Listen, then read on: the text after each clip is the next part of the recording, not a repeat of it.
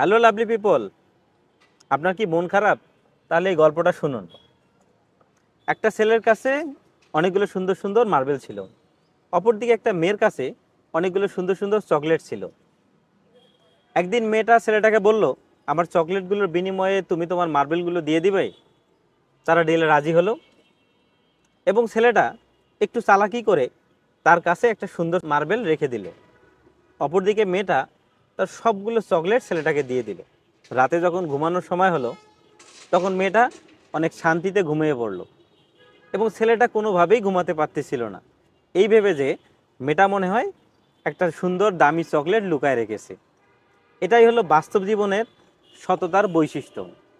আপনি যাকে মন থেকে সৎভাবে কোনো কিছু দিতে চাবেন, তাহলে দেখবেন যে আপনি অনেক শান্তিতে থাকবেন। অপরদিকে আপনি যদি কাউকে অসৎভাবে, অবৈধভাবে কোনো কিছু দিয়ে থাকেন বা কোনো কিছু দিতে চান, তাহলে দেখবেন যে আপনি মোটেও ভালো থাকবেন না। আপনি মানসিকভাবে অনেক কষ্টে থাকবেন এবং আপনার মনটা কখনোই স্যাটিসফ্যাকশনে থাকবে না। তাই আমরা বাস্তব জীবনে যা করব মন থেকে করব, সৎভাবে করব, তাহলে আমরা দেখব সব সময় শান্তিতে থাকতে পারবো।